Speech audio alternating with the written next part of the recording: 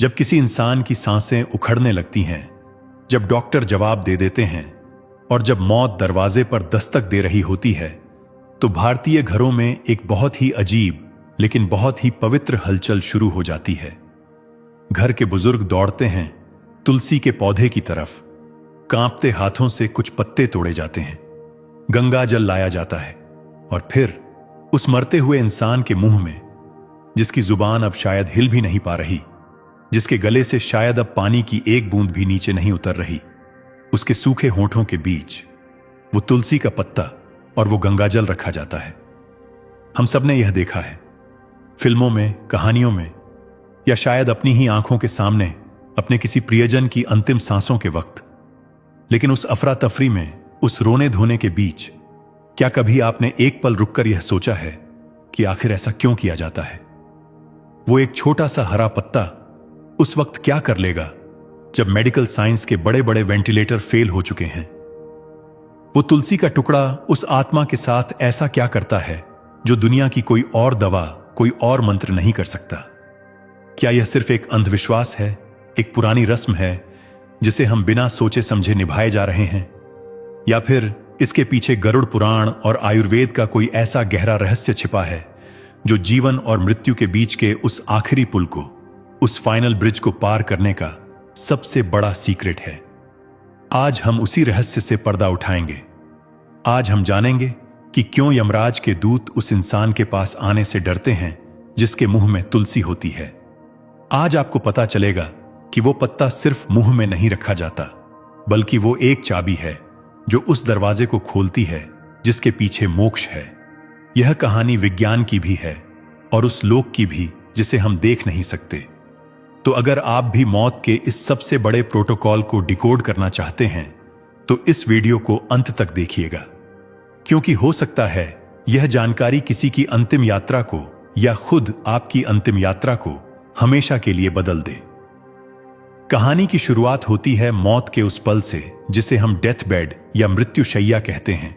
शास्त्रों के अनुसार जब प्राण निकलने वाले होते हैं तो शरीर के अंदर एक बहुत ही भयानक युद्ध चल रहा होता है। यह युद्ध हमें बाहर से नहीं दिखता। बाहर से इंसान शांत लेटा हो सकता है या शायद थोड़ा बेचैन दिख सकता है, लेकिन उसके अंदर उसके प्राण यानी उसकी लाइफ फोर्स शरीर के 9 दरवाजों से बाहर निकलने के लिए छटपटा रही होती है।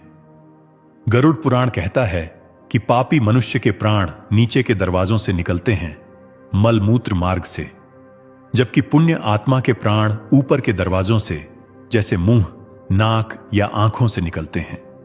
और सबसे उत्तम वो है जिसके प्राण ब्रह्मरंध्र यानी सिर के सबसे ऊपरी हिस्से से निकले।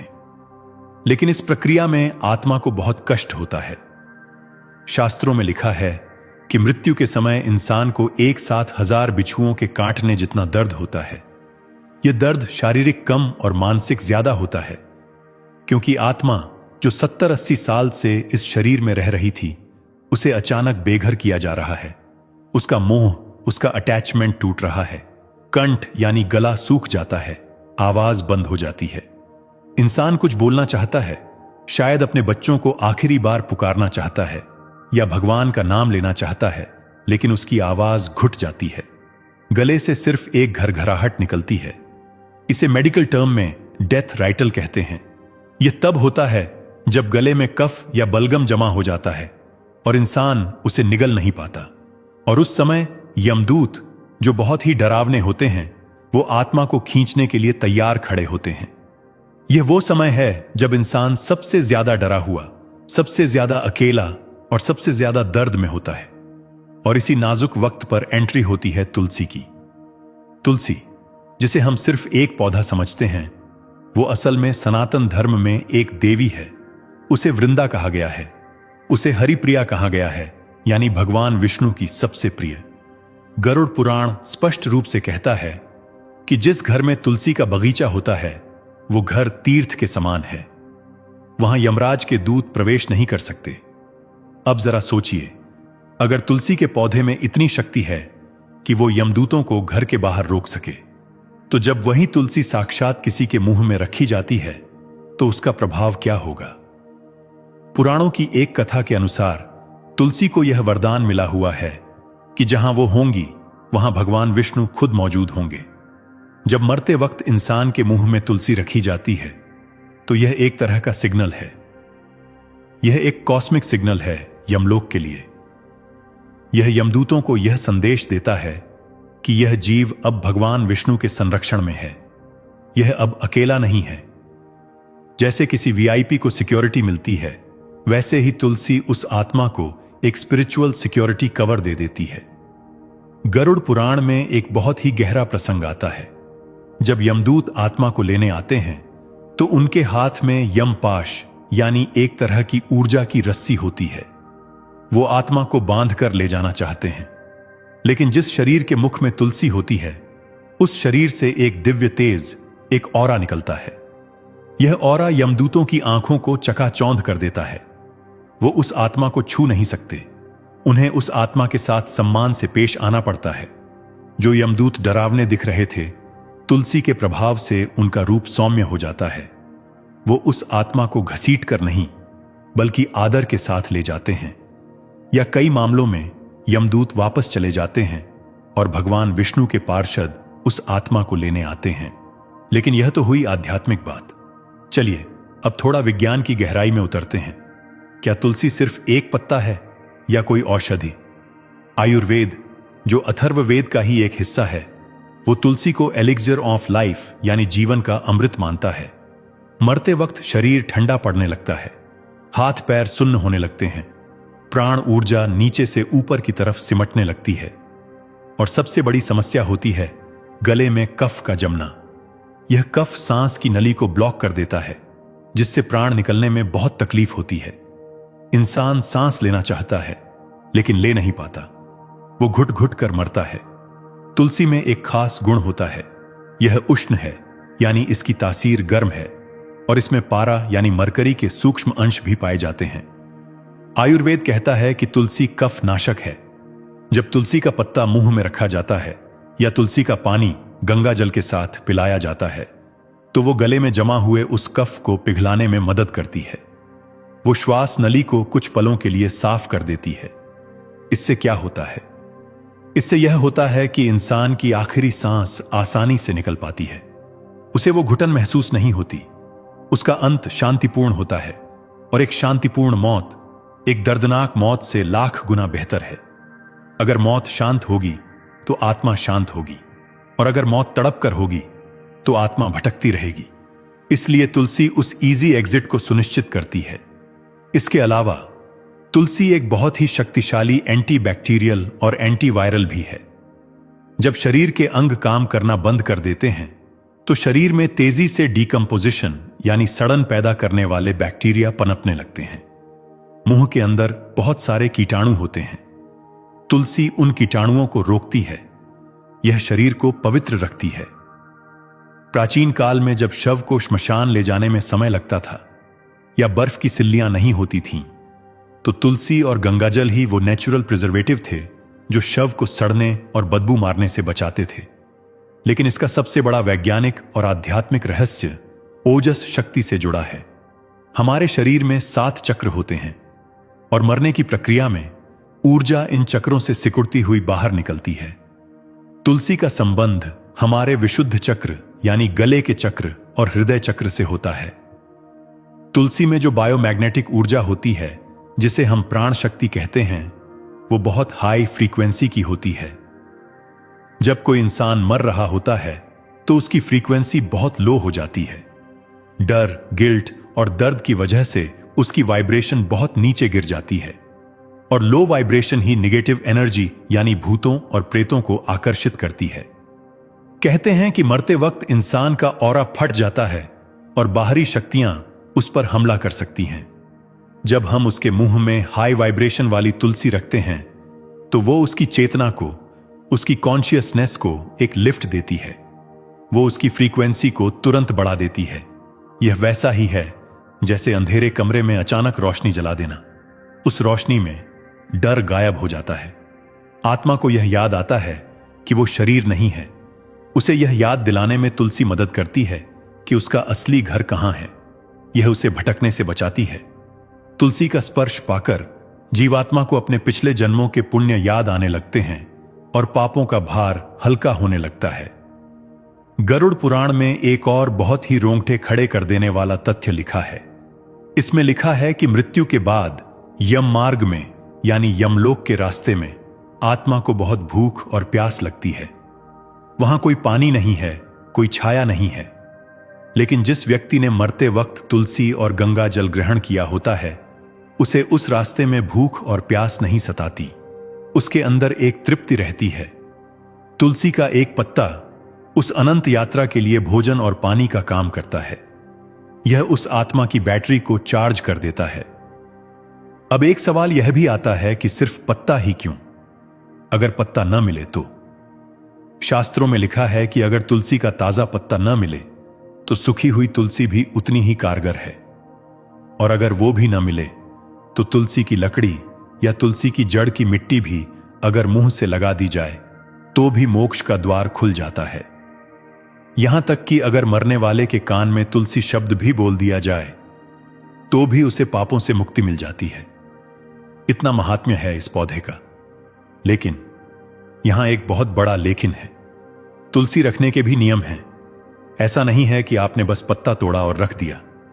सबसे पहले तो तुलसी को कभी भी दांतों से चबाया नहीं जाता। यह नियम जीते जी भी लागू होता है और मरते वक्त भी। वैज्ञानिक कारण यह है कि तुलसी में जो मरकरी और आयरन होता है वो दांतों के इनेमल को खराब कर सकता है। लेकिन आध्यात्मिक कारण यह है कि तुलसी देवी है, उन्हें चबाना उनका अपमान माना जाता है। इसलिए मरते वक्त तुलसी को जीभ पर या गाल के किनारे रखा जाता है ताकि उसका रस धीरे धीरे गले में उतरे। दूसरा नियम यह है कि तुलसी को रविवार के दिन या एकादशी के दिन तोड़ा नहीं जाता। लेकिन अगर किसी की मौत रविवार को हो रही हो तो क्या करें? क्या उसे तुलसी नसीब नहीं होगी? हमारे आर्षि मुनि बहुत ज्ञानी थे। उन्होंने इसका भी समाधान दिया है। उन्होंने कहा है कि पूजा के लिए तोड़ी गई तुलसी कई दिनों तक बासी नहीं मानी जाती, इसलिए घरों में पहले से तोड़ी हुई तुलसी रखी जाती है। और अगर वो भी न हो तो जो तुलसी पौधे के नीचे अपने आप टूटकर गिरी हुई है उसे उठाकर धोकर इस्तेमाल किया जा सकता है। उसे तोड़ने का दोष नहीं लगता। अब चलिए उस डर की बात करते हैं जो हर किसी के मन में होता है, नर्क का डर। गरुड़ पुराण में पापियों के लिए भयानक सजाओं का वर्णन है। तेल के कड़ाहे, लोहे के खंभे और वैतरणी नदी। कहा जाता है कि वैतरणी नदी खून और मवाद से भरी है और पापी आत्माओं को उसे तैरकर पार करना पड़ता है। लेकिन स्कंद पुराण में लिखा है कि जिस मुख में तुलसी है उस मुख से निकला हुआ व्यक्ति अगर यमराज के सामने भी खड़ा हो जाए तो चित्रगुप्त, जो पाप और पुण्य का हिसाब रखते हैं, वो भी कंफ्यूज हो जाते हैं। तुलसी सारे पापों को ऐसे जला देती है जैसे आग रुई के ढेर को जला देती है। इसका मतलब यह नहीं है कि आप जिंदगी भर पाप करें और अंत में तुलसी खाकर बच जाएं। नहीं, कर्म का सिद्धांत बहुत अटल है, लेकिन तुलसी उस पश्चाताप की निशानी है। जब कोई व्यक्ति मरते वक्त तुलसी स्वीकार करता है तो वो एक तरह से ईश्वर के सामने सरेंडर कर रहा होता है। वो मान रहा होता है कि हे प्रभु, मैं तेरा हूं। और ईश्वर की यह आदत है कि जो उनकी शरण में आ जाता है वो उसे ठुकराते नहीं हैं। अजामिल की कहानी हम सबने सुनी है, जिसने अंत समय में अपने बेटे नारायण को पुकारा था और उसे मोक्ष मिल गया। तुलसी भी वही नारायण का साक्षात रूप है। एक और गहरा रहस्य है जो तुलसी और गंगाजल के कॉम्बिनेशन से जुड़ा है। अक्सर तुलसी के साथ गंगाजल भी मुंह में डाला जाता है। क्यों? क्योंकि गंगा भगवान विष्णु के चरणों से निकली है और तुलसी भगवान विष्णु के गले का हार है। जब ये दोनों मिलते हैं तो मोक्ष का रसायन यानी मोक्ष का केमिकल रिएक्शन पूरा होता है। गंगाजल शरीर को बाहर से और अंदर से शुद्ध करता है और तुलसी आत्मा को शुद्ध करती है। यह जोड़ी उस इंसान को विष्णु लोक यानी वैकुंठ ले जाने के लिए फ्लाइट का टिकट बन जाती है। हमने अक्सर देखा है कि लोग तुलसी की माला पहनते हैं। यह भी कहा जाता है कि अगर मरते वक्त गले में तुलसी की माला हो तो भी यमदूत पास नहीं आते। लेकिन अगर माला नहीं है तो वो एक पत्ता ही काफी है। विज्ञान की नजर से देखें तो तुलसी में एक बहुत ही स्ट्रॉन्ग अरोमा, एक खुशबू होती है। यह खुशबू यूजेनॉल नाम के तत्व की वजह से होती है। जब यह खुशबू मरते हुए इंसान की नाक में जाती है तो यह उसके ब्रेन के लिम्बिक सिस्टम को प्रभावित करती है। लिम्बिक सिस्टम हमारे भावनाओं का केंद्र है। यह खुशबू उसे शांत करती है, उसे एंजाइटी और पैनिक अटैक से बचाती है। मौत के वक्त जो घबराहट होती है, तुलसी की खुशबू उसे नेचुरल तरीके से कम कर देती है। अब मैं आपको एक ऐसी बात बताने जा रहा हूं जो शायद बहुत कम लोग जानते हैं। तुलसी सिर्फ इंसान को ही नहीं बल्कि उस जगह को भी शुद्ध करती है जहां मौत हुई है। मौत के बाद शरीर से जो निगेटिव वाइब्स निकलती हैं वो घर में भारीपन पैदा कर देती है। इसलिए कहा जाता है कि जिस घर में मृत्यु हुई हो वहां तुलसी के पास दीपक जलाना चाहिए। तुलसी का पौधा उस सारी नकारात्मक ऊर्जा को सोख लेता है। कई बार आपने देखा होगा कि किसी की मौत के बाद घर का हरा भरा तुलसी का पौधा अचानक सूख जाता है। लोग सोचते हैं कि यह देख रेख न होने से हुआ, लेकिन अध्यात्म कहता है कि उस पौधे ने उस परिवार पर या उस आत्मा पर आने वाले किसी भारी संकट को अपने ऊपर ले लिया। उसने अपने प्राण देकर उस आत्मा की रक्षा की। सोचिए, एक छोटा सा पौधा कितना त्याग करता है। वो जीते जी हमें ऑक्सीजन देता है, हमारी बीमारियों को ठीक करता है, हमारे घर की हवा को शुद्ध करता है, और मरते वक्त वो हमारे साथ हमारे मुंह में जाकर हमारे साथ ही जल जाता है या दफन हो जाता है, सिर्फ हमें मोक्ष दिलाने के लिए। इसीलिए तुलसी को सिर्फ पौधा नहीं, मां का दर्जा दिया गया है। वो अपनी संतान का साथ आखिरी सांस तक और उसके बाद भी नहीं छोड़ती। यह जो परंपरा है, यह कोई अंधविश्वास नहीं है। यह एक बहुत ही सोची समझी वैज्ञानिक और मनोवैज्ञानिक प्रक्रिया है। हमारे पूर्वज जानते थे कि अंत समय में इंसान बहुत कमजोर होता है। वो खुद मंत्र नहीं पढ़ सकता, वो खुद पूजा नहीं कर सकता, वो शायद खुद भगवान का नाम भी नहीं ले सकता। तो ऐसे में उसकी मदद कैसे की जाए, कैसे उसे उस पार लगाया जाए? तो उन्होंने यह आसान सा तरीका निकाला। एक पत्ता, बस एक पत्ता, जिसमें ना कोई खर्चा है ना कोई मेहनत, बस थोड़ी सी श्रद्धा चाहिए। लेकिन आज के जमाने में हम इन चीजों को भूलते जा रहे हैं। आज लोग अस्पतालों में आईसीयू में मरते हैं। वहां वेंटिलेटर की नली मुंह में होती है, ऑक्सीजन मास्क लगा होता है, वहां तुलसी रखने की जगह नहीं होती। यह एक बहुत बड़ी विडंबना है। हम टेक्नोलॉजी में आगे बढ़ गए हैं, लेकिन हमने अपनी आत्मा की शांति का रास्ता बंद कर दिया है। ऐसे में क्या करें?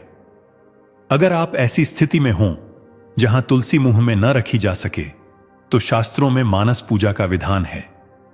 आप उस व्यक्ति के पास खड़े होकर या दूर बैठकर भी मन ही मन यह भाव कर सकते हैं कि आप उसे तुलसी अर्पित कर रहे हैं। आप उसके कान में, या अगर वो भी संभव न हो तो टेलीपैथी के जरिए उसके मन तक भगवान का नाम पहुंचा सकते हैं। और अगर संभव हो तो तुलसी की माला या तुलसी का एक पत्ता उसके तकिए के नीचे या उसके बिस्तर पर रख दें। उसका प्रभाव, उसका ऑरा वहां भी काम करेगा। ऊर्जा को नली या तार नहीं रोक सकती। तुलसी की ऊर्जा उस प्लास्टिक के मास्क को पार करके भी उस आत्मा तक पहुंच जाएगी। इस पूरी चर्चा का सार यह है कि मौत अंत नहीं है, एक नई शुरुआत है। और किसी भी शुभ काम की शुरुआत मीठे से या भगवान के नाम से होती है। तुलसी वही पवित्र शुरुआत है। जब आत्मा शरीर छोड़ती है तो वो बहुत कंफ्यूज्ड होती है, उसे समझ नहीं आता कि कहां जाना है। तुलसी उसके लिए एक कंपास का काम करती है। वो उसे दिशा दिखाती है, वो उसे बताती है कि इधर आओ, ये रोशनी का रास्ता है, ये भगवान का रास्ता है।